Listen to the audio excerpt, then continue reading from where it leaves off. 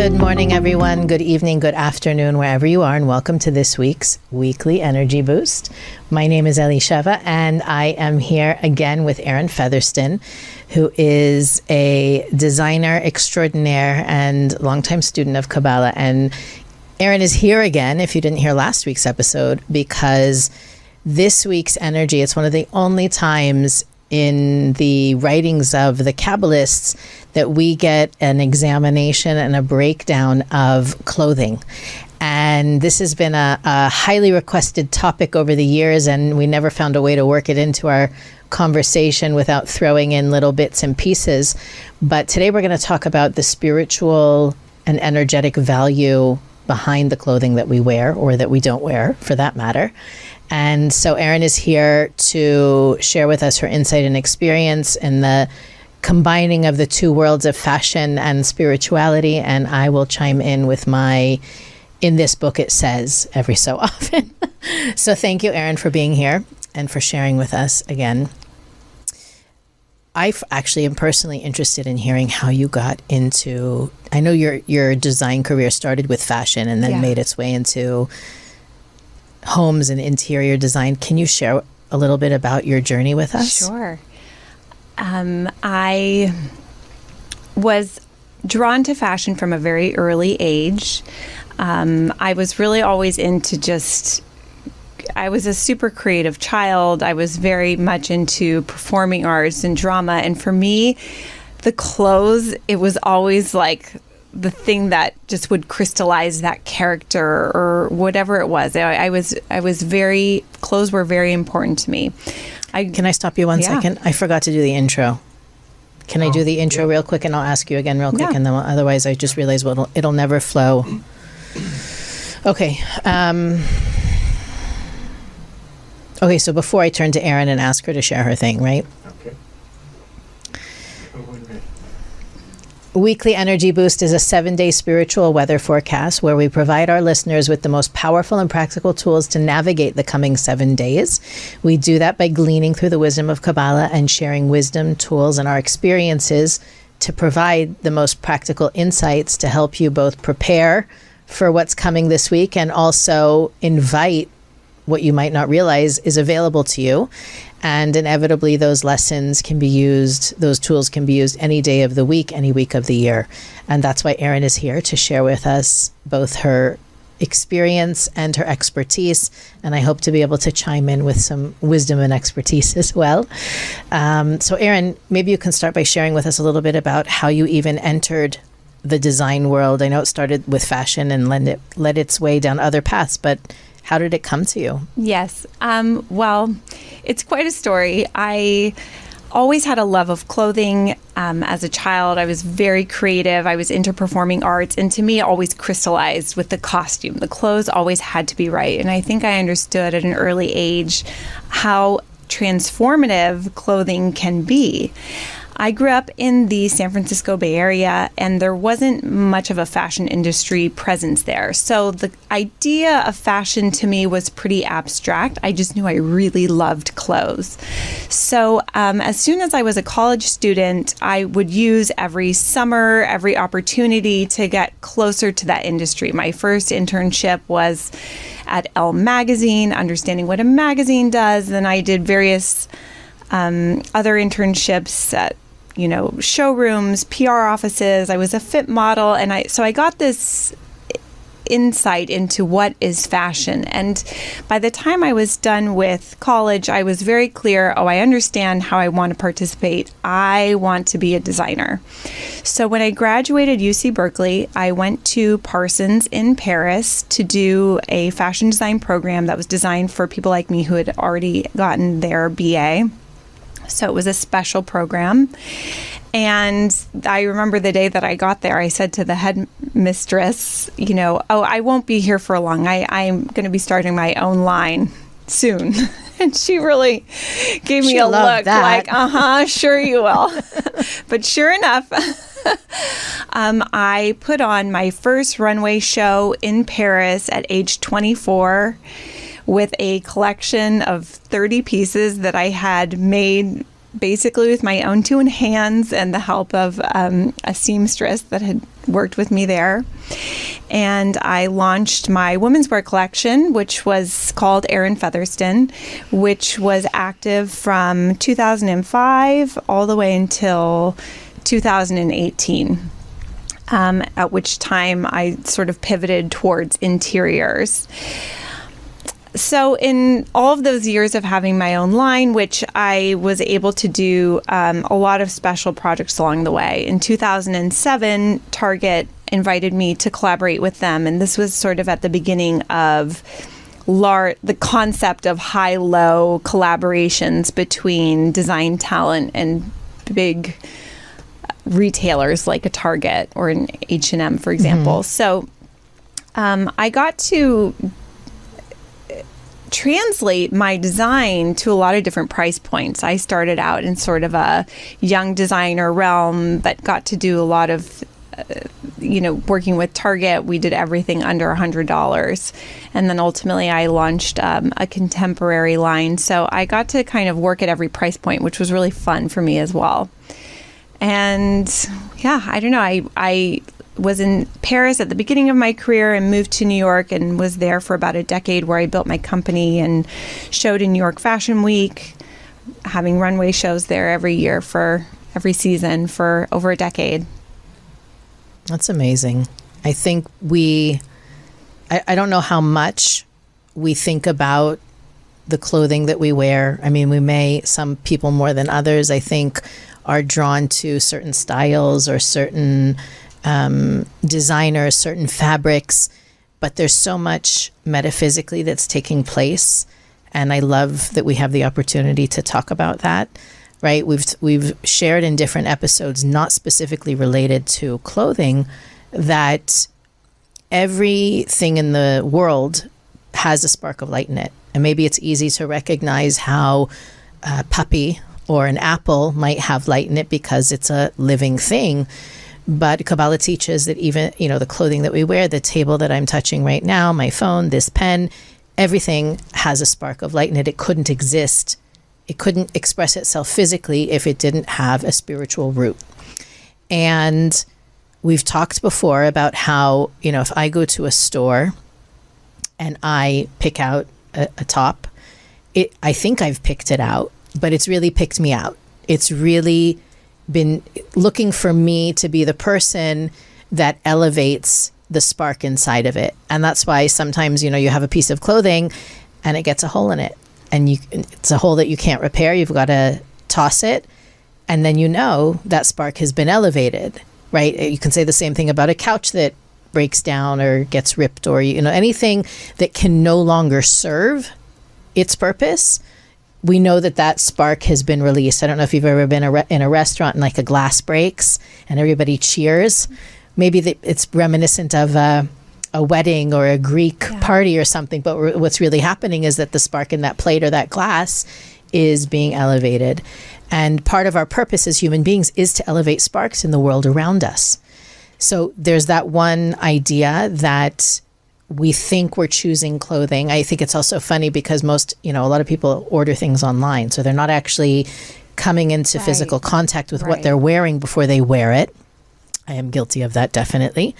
And then I think about like the robot that selects, why is it selecting that bag or that top versus the 3 tops behind it, right? There is definitely a divine hand in that process.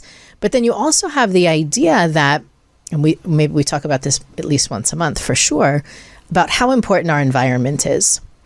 And we talk about we've recently spoken in different episodes about, choosing your tribe, making sure that the content that you consume, which is also part of your environment, is supportive. But at the end of the day, our clothing is part of our environment. Yeah. Our clothing is actually the closest part of our environment to our being.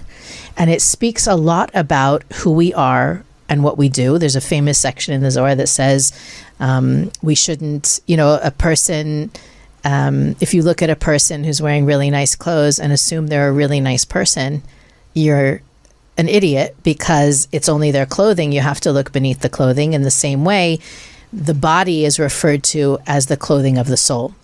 And so I think this week we're really being called to examine how we show up, what energy, how we express our energy through what we wear, what we're communicating to the world around us, and how that in part of our environment, which again, I feel so vulnerable even saying it, it's like it's the closest thing to us.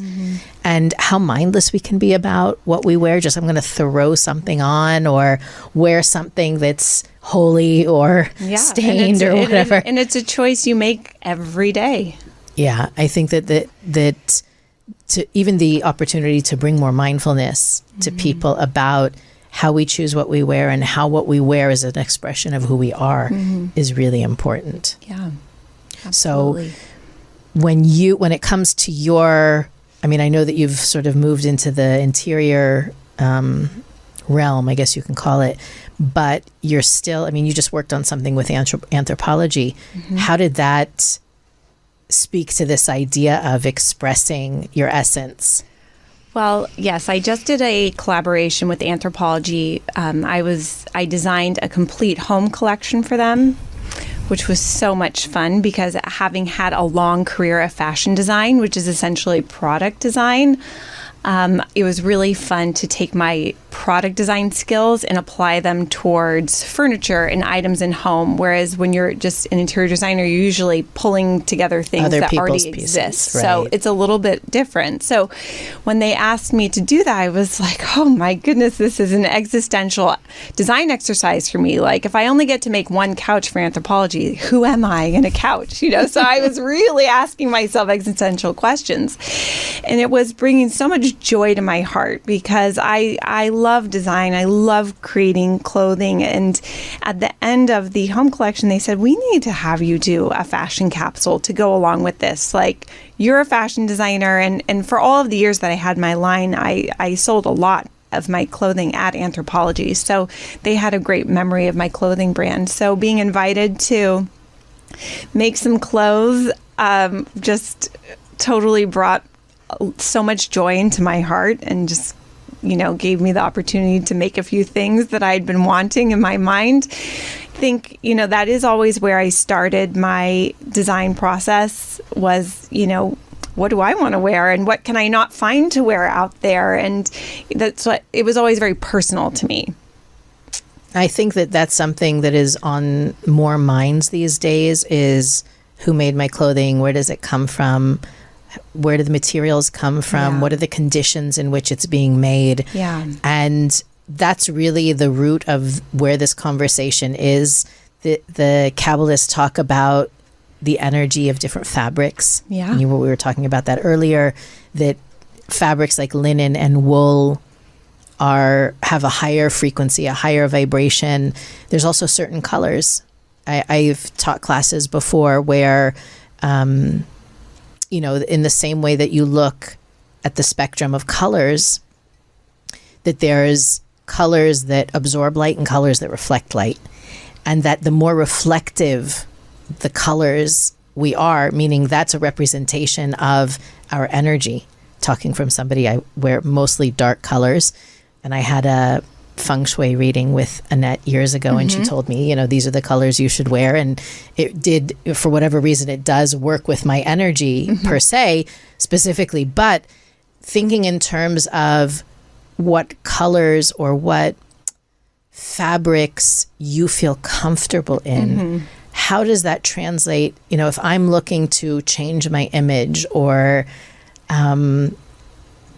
you know, think about if I'm more conscious about the environment that I'm putting my body in, what are some things that we should be looking for when it comes to finding the right styles, fabrics, and fit for us as individuals? Yes. I mean, it is such an individualized process. It's almost hard for me to speak to it in generic statements. But are there questions we can ask ourselves, or how do we get closer to that? You know, knowing? for me, I'm always really considering the context of what do I have going on today? So the way that I dress for a day with my 3 little boys, where I'm going to be running around with them and going to the park, you know, that's, you know, I'm practical. So that's really nice to hear, by the way. I'm practical. I'm a fashion designer, but I'm practical. I honestly think about my shoe first before a whole outfit, because I'm like, well, am I wearing a sneaker or am I wearing a heel?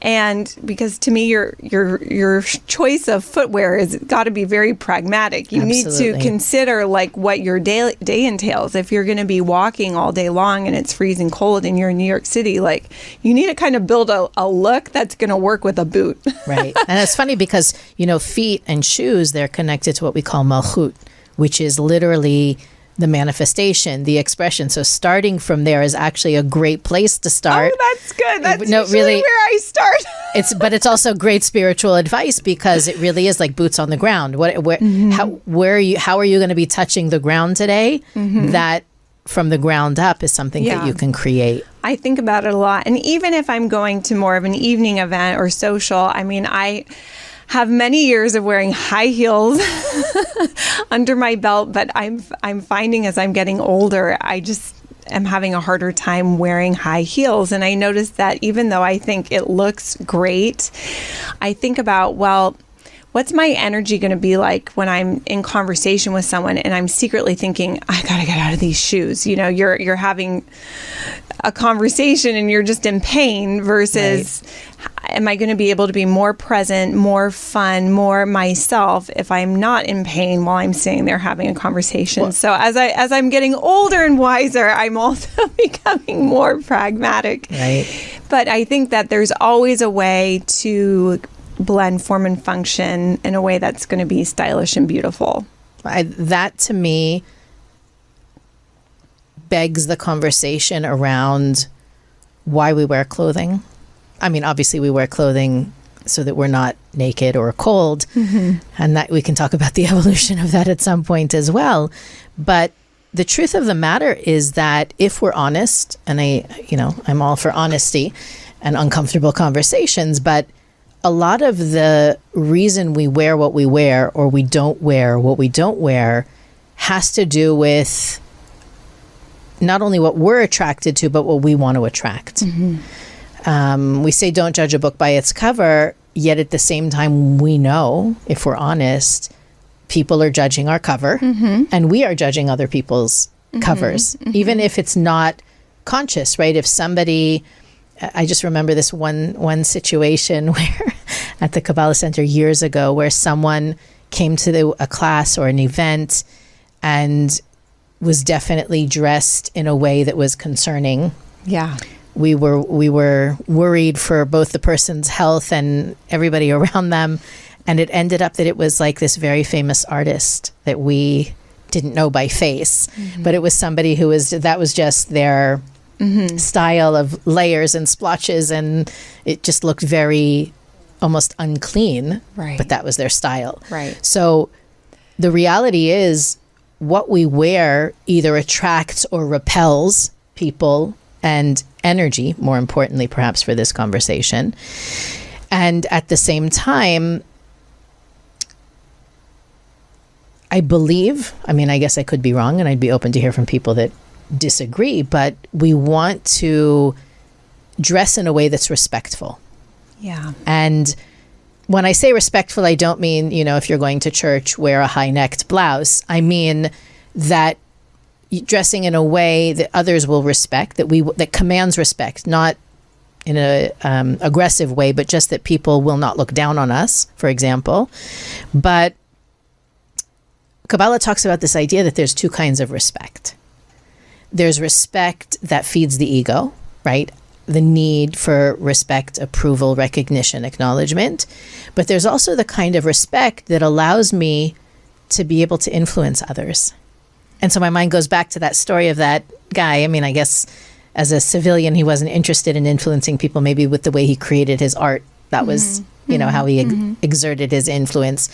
But as people, everyday people in that sense, we have to ask ourselves, is what I'm wearing representative of the energy I want to share with the world? And that's where the pragmatic part of me gets stuck, because, many times I'm teaching, I'm in front of a camera. We always joke that when COVID began and teachers I've always taught online and done things digitally, but the teachers who went from in person to Zoom definitely wore like pajamas with like a suit top. And we had this whole conversation of what energy is that bringing? Yeah. Like half of you is in bed and half of you is on camera. Right. How, I guess I wish there was a way for us to impart to everyone who's listening, how do you create that alignment between what's comfortable and what makes sense and what we want to shine with Well, I think it really starts with self-awareness. You know, because for you to answer that question, you have to... Honesty piece. Yeah, you have to be aware. You know, I'll tell a funny story. Like my husband and I lived in New York. We met in New York. And when I first met my husband, he was wearing a really smart, tailored suit. And I thought he looked great. I'm sure he did look great. And when we moved to Los Angeles, I noticed that the style was becoming really casual. And his office, he was able to walk from our home to his office, but it was a pretty treacherous pedestrian walk. It was along Sunset Boulevard, kind of the meth corridor of Sunset I know exactly Boulevard. What you're talking about. It's a kind of a tough neighborhood. Yeah. And he also was going to a gym there that was a real West Hollywood gym. And it was really all gay men who were going there. So he wanted to send a really clear signal. That he's not available? Yeah. So he started, I noticed like all these kind of like really aggressive heavy metal t-shirts were like coming in packages. I was I'm like, what is this? And he was like, you know, cutting the sleeves off and he sort of cultivated this look, but he was being mindful of the environment that he was going to have to pass through every day in his life. So he was intentionally trying to transmit a message don't mess with me. And he was very effective. And I was like, you straight up look scary. Now, the thing is, you have to be mindful that now you're going to pick up your child or you're going to have young kids around. Let's take off the scary skull and bones shirt. You're literally scaring the kids. And that was like a little joke that we had. I love that. You know, so I think that a person, you know, life is so vast, and the way that we need to move through life can be really different. So the way that I'm going to dress when I'm going to my children's school or going to a client meeting versus going to, you know, my friend's house or a girls' gathering, there's going to be some variation, but I'm going to be mindful of what the environment is and what my role in the environment, what I want it to be. Right. Almost like dress for the job you want. Yeah, exactly. Yeah. When we were talking before recording today, you shared with me an experience you had when you were just starting out. You remember what I'm talking about? With Diane von Furstenberg, yes. right? You know, so when I was early in my career, I received mentorship from Diane von Furstenberg, who is just an living legend, icon of fashion. And I always felt like something she talks about a lot. And she's has an autobiography and she does a lot of speaking. But I think the essence of her brand that was so successful and why women connected to it was she was always saying, you know, dress to be the woman you want to be. You know, you can basically design the life you want, and starting with the clothes is kind of an easy place to start. And when I think back on my own career when I was in my early 20s, that was very true for me. And I think when you don't have, you know, our last episode, we talked about designing your house. But when you're a young person, you might not have a house, but you have a body. You always have a body. And I think that's why also fashion is so personal. It's like we all need to wear clothes and we need to wear them every day. And we're going to make choices every day or even multiple times a day about how we're going to move through the world. I do believe in personal style, and I think, you know, some people, like myself being a creative and having an artistic spirit, you know, personal style was always really important to me, and something like it was really fun. You know, I always thought like the power of clothes is fun, and it can sort of like elevate the mundane day to day to bring us to a little bit more of a fantasy world. I mean, it was that way for me, especially as a young girl, and ended up being the bridge to the life that I wanted for me personally. Even when I was starting my career, basically so many of the big pivotal moments really resulted from me wearing a dress that I had made and someone of influence seeing me on the street in a room and saying, wow, like, I love your dress. And so many times the dress was the conversation starter, was the spark that created a connection, that created some door to open. So I always saw the power of that. And I realized that's not necessarily for everyone. You know, we're all like living different lives, but I just think that it is important to think about, to be aware of the impact we can make and what we want to make. Right. You know? That, I think what you just said is an example of nonverbal communication. Yeah. Right? It's not only our body language, our position, our posture, and how we move our hands. It's also the canvas on which we present ourselves. Yeah. And so it's so important. I don't know that everybody takes the time to think about the image they project and how what they wear either adds or detracts from that image. I know that spiritually speaking, clothing is a representation of what's called surrounding light. So it really, I'm going to explain it in a second, but it just affirms what you were talking about a second ago.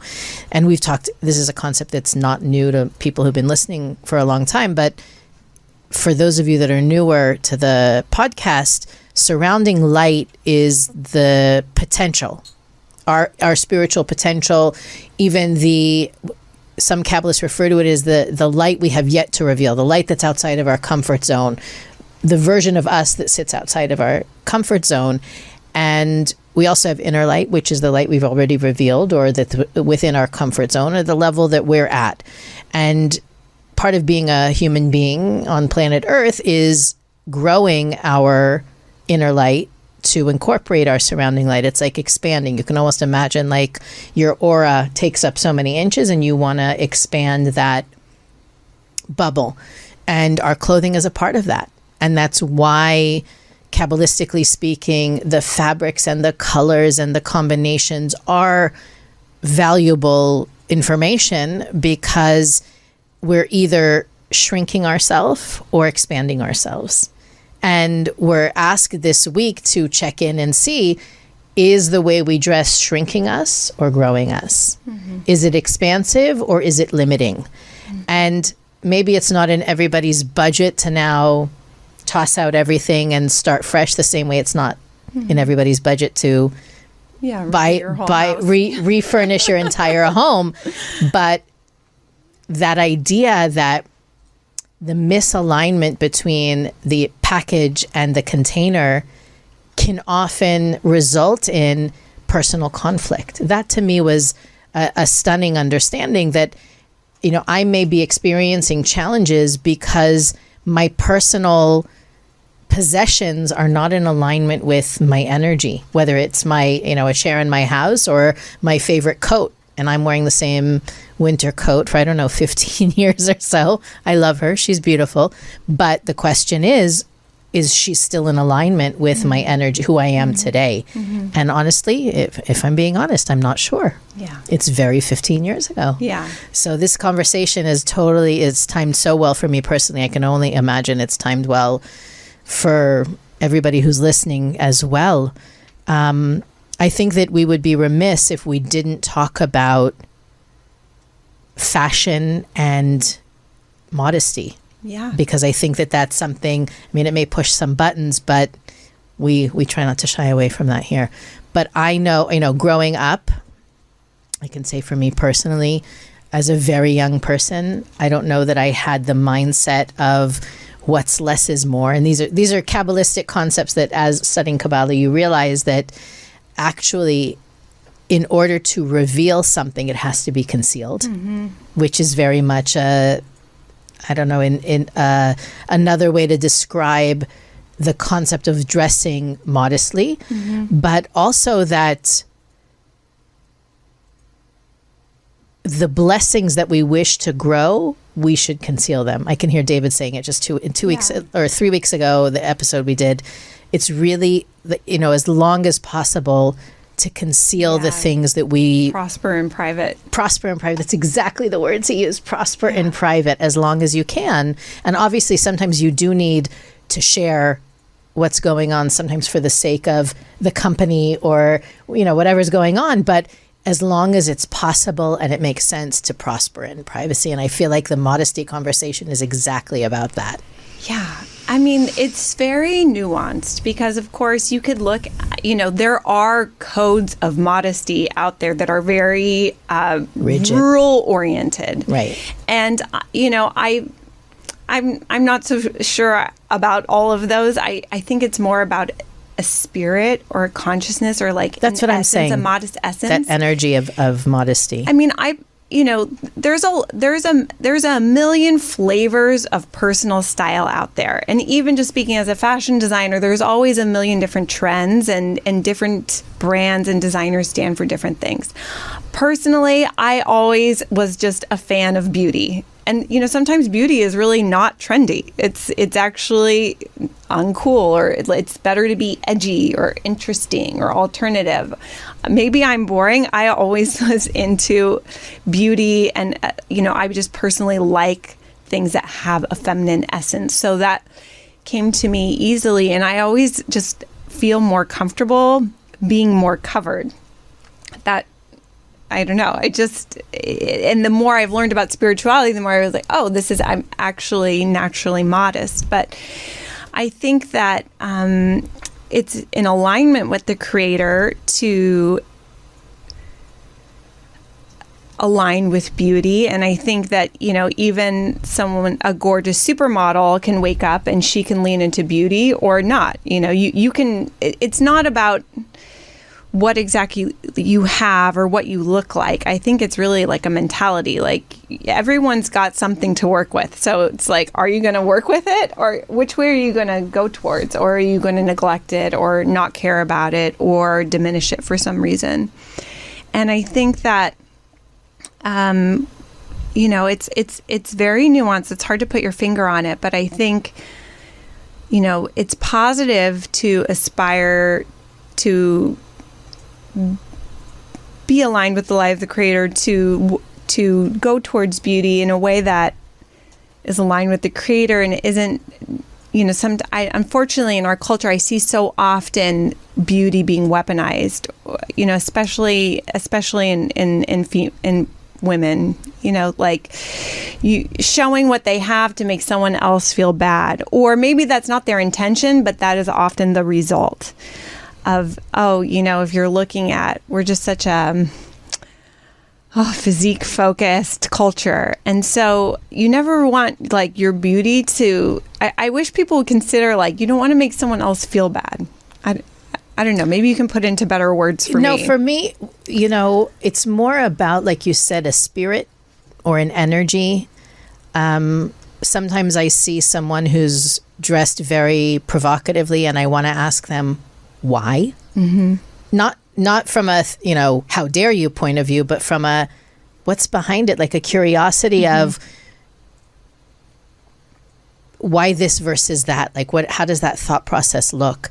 Because there is that idea. I mean, I think what makes me think while you were talking, I was thinking about, sometimes when a club opens or a restaurant opens, you can't get in. Mm-hmm. And it makes you want to get in even more. Mm-hmm. Like when something is hidden from you, it makes you more curious and more interested. Mm-hmm. And I feel like that's part of it as well, that when we reveal all of ourselves, we leave nothing to the imagination, and there's no mystery. And it's almost like the conversation that the Kabbalists have is that anything that reveals light needs to be concealed. Mm-hmm.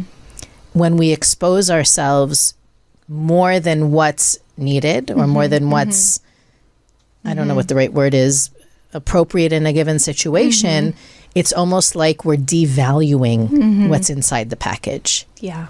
We're making it accessible to everybody. Yeah.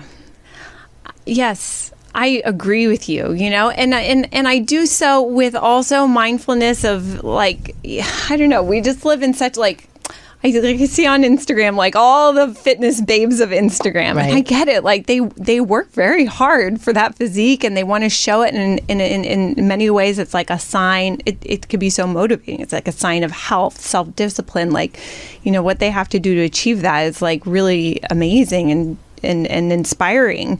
But I think there's just like a way of handling that energy that sometimes it could be handled well, and then it could be handled, I don't know, mishandled. Yeah. I see examples of it daily.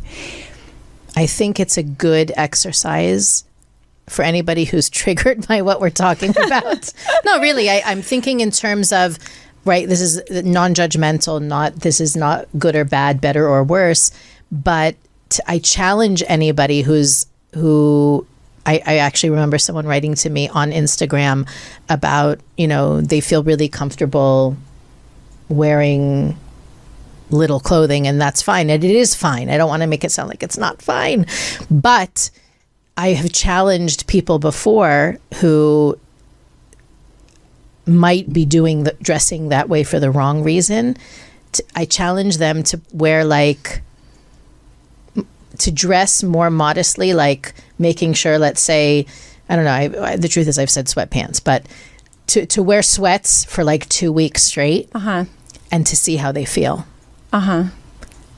Not because sweats are the medicine or anything like that, but simply because of the change of energy in how we communicate, what that communicates. Not that, again, I'm all for sweatpants. I think that there's a very good time and place for sweatpants. Okay, I'm just going to put down somebody no matter what I say.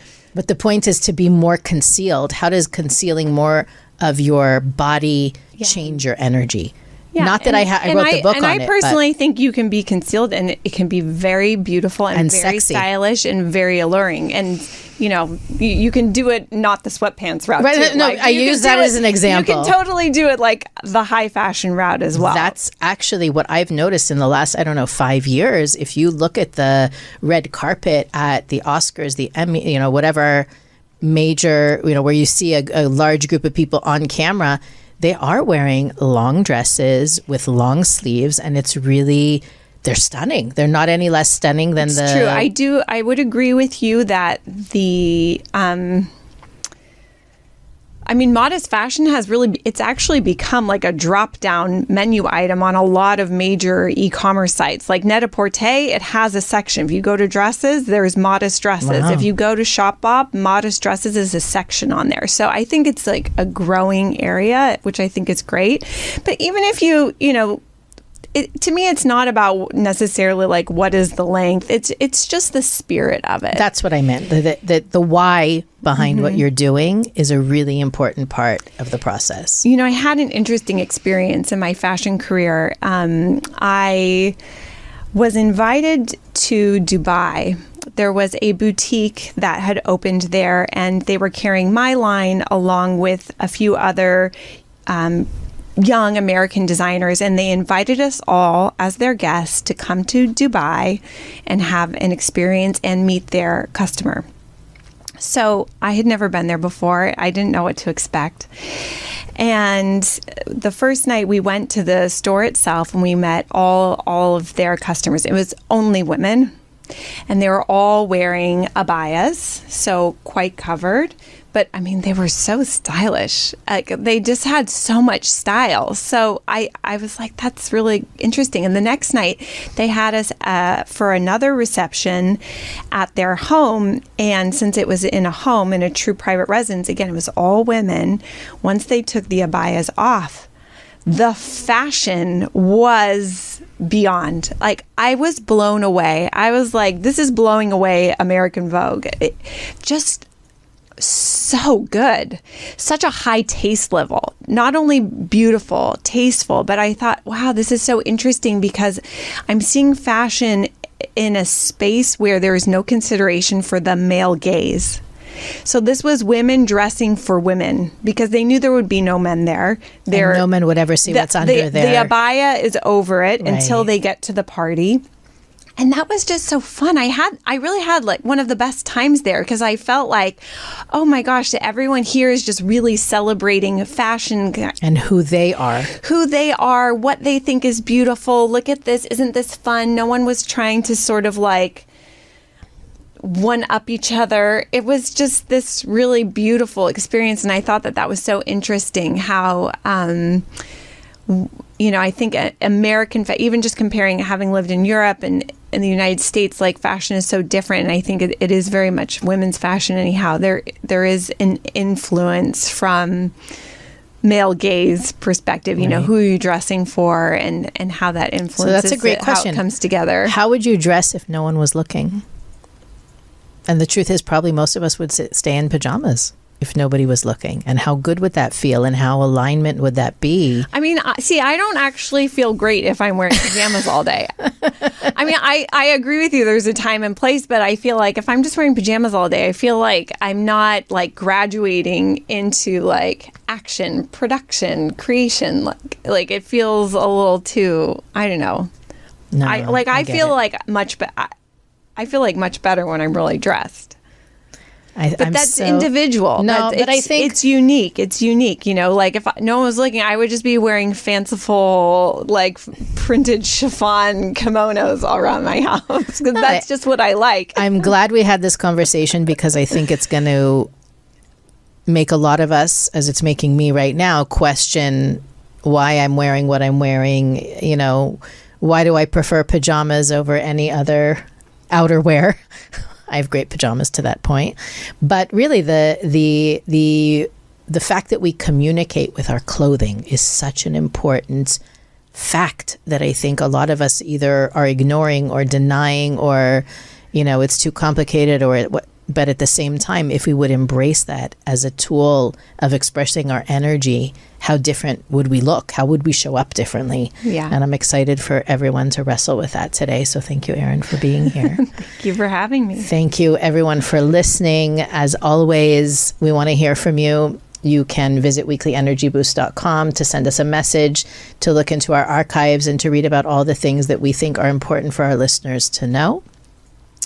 You can find us on Instagram, Facebook, and YouTube as well. So you can follow us there for additional content on every episode.